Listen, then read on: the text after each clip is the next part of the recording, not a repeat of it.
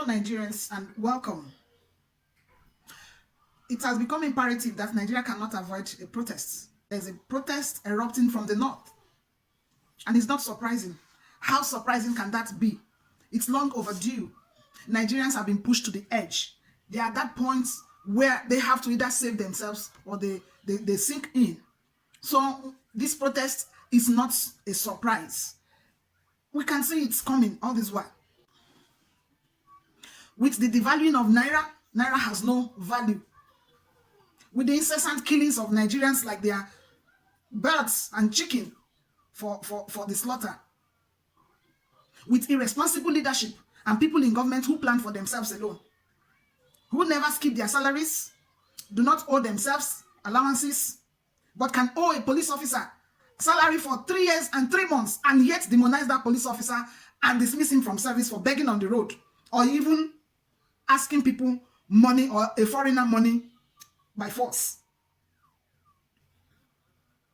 When you have politicians who never brainstorm to stop the issues of Nigeria, only sit down to plan their next election cycle and their next position in office. When you have people who are blazingly insensitive and corrupt. When you have politicians who terrorize Nigerians when they cry. Protests is only something that has been waiting to happen. With Nigerians dying in their numbers, I'm not surprised if protests erupts, and this time from the north, because they have been put down either by religion or by intimidation or by brainwashing to feel in a particular way about the country, that they muster a lot of things, but they are highly hit. The poverty rate is high. When even the rich person can no longer give aids, because Nigerians are raised to go to their doors to ask for help. When they can no longer ask for help, that's even the person who is stealing to give them tips can no longer attest to the value of the money in his hands. How can Naira be at the rate of 1,500 Naira to $1? How can you have a currency in your own country and it cannot fetch you anything because it's valued at the price of things in another country? At least if the North agrees now that they have to hit the streets, then imagine what it will be in other parts of the country.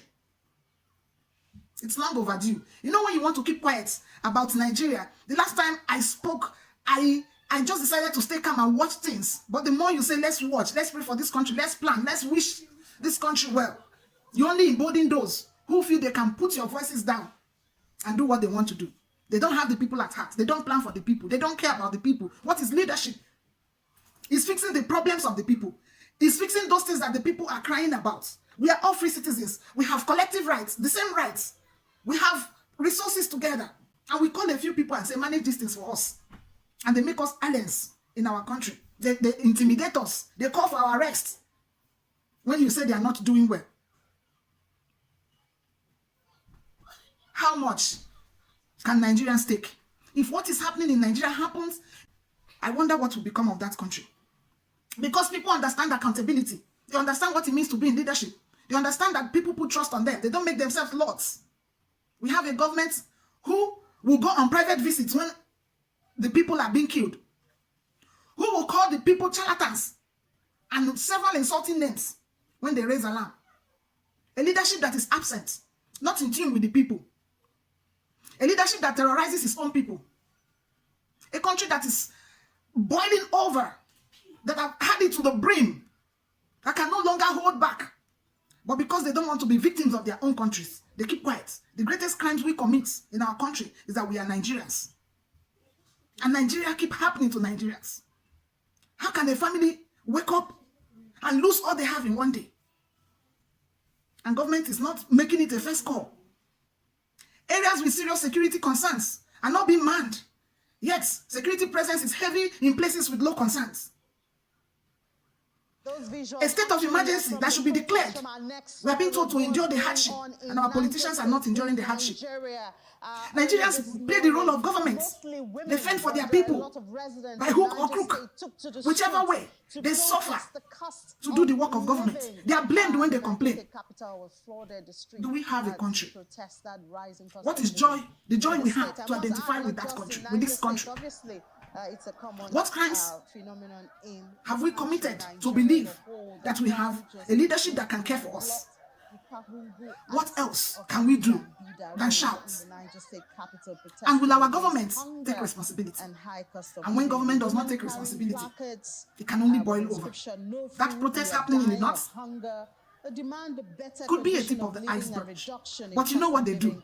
They will call in the security people to suppress the voices of Nigerians whichever way they can. It is unacceptable where we have found ourselves. Let's delve into this.